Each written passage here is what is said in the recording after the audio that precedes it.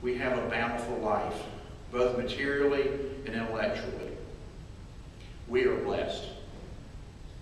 None of our children woke up hungry this morning and didn't get some food. We have a social responsibility and obligation to do things in our life. The giving is a pyramid, and as individuals, we're the foundation of that pyramid. Without our individual time and financial resources, that whole pyramid crumbles. There's layers in the pyramid. There's churches, there's synagogues, there's mosques, there's your civic groups, there's your nonprofits. There's the foundation we both support and participate in. And at the top of the pyramid are the very public entities, the Salvation Army, the Bill Gates Foundation.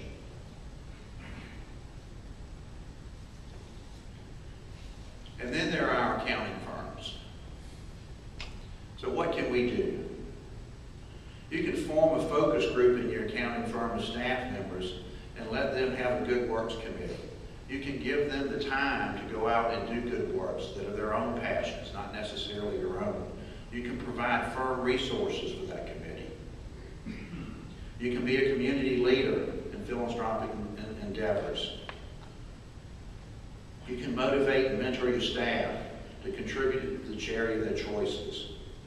You can have your firm give hands-on support during the holidays for orphanage shelters, whatever your passion is. You can encourage everyone you come in contact with to follow their own passions. Personal passion of mine, and has already been mentioned, is the 200 Club. When a first responder, a fireman or policeman dies in the line of duty, the family typically has 3 to 6 months of benefits, and after that is purely what Social Security pay for dependent coverage. They're typically young families, they typically have 2 to 3 children, they typically have credit card debt and home mortgages and car payments. They're left to deal with it themselves. One of my dear friends, TAC Argentinas, had a son in Boston who was a police officer, and his son was killed by a drug dealer. TAC was up there that night, and the next day at his daughter-in-law's house, the 100 Club of Boston knocked on the door and gave her a check for $30,000 and explained that was to cover the immediate bills now that the paycheck was stopping. He tried not to take it, he tried to give it back, and the 100 Club of Boston explained to him that that was their honor and pleasure to do that. He vowed on the way back that he would start the same thing in Savannah. It was started in the year 2001. Since then, we now have 14 widows.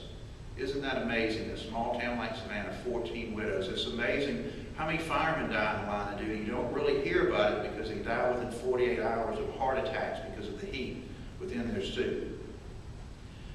We cover not just Savannah, but the coastal empire area, including Hilton Head. We give them money at the death.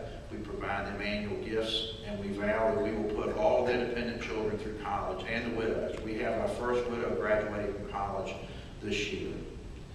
We started with 0. You pay dues, and for your dues, you get nothing. You don't get an annual meeting. We have an annual meeting. If you come to it, you have to pay to come. We now have $1.2 million in endowment, and that's after paying out over $500,000 in benefits in 9 years. So it's being around successful people like TAC that's made my life very rich. Now, to a group of accountants, somebody's sitting there thinking, so what's the return on investment in all this?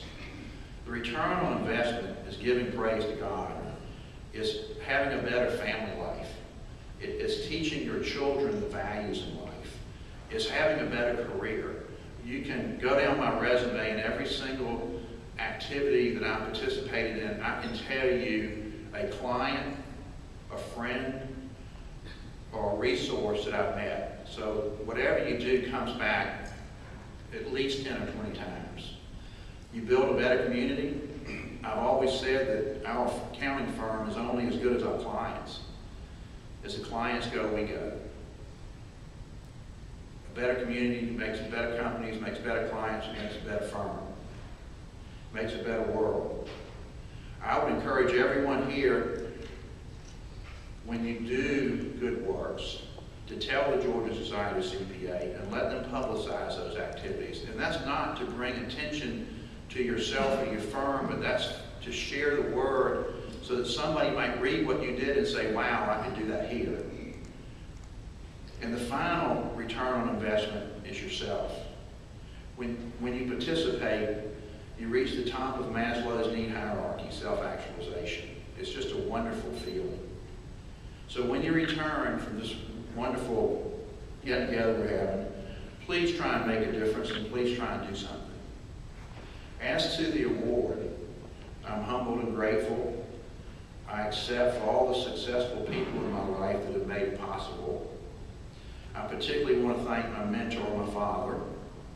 The best thing my father ever did for me was that when I was graduating college, he said, go talk to my friend Jimmy Hancock, maybe he'll give you a job. And I've been there ever since. I'd like to thank the 3 women in my life, my mother who couldn't make it today, my wife Kimmy, who keeps me in bounds and gives me that look over her glasses when I know I've gone too far. And I've got a group of partners and associates from the firm here at this front table, and one in particular would be the 3rd woman in my life, and I think her official title is my assistant, Lisa Fontaine. I would really refer to her as my partner. If I disappear at this very moment, nobody will know it for a year because Lisa has everything organized. With her assistance, it allows me to do the things that I do. And I would end with gratefully saying thank you to the Georgia Society of CPAs. Thank you all.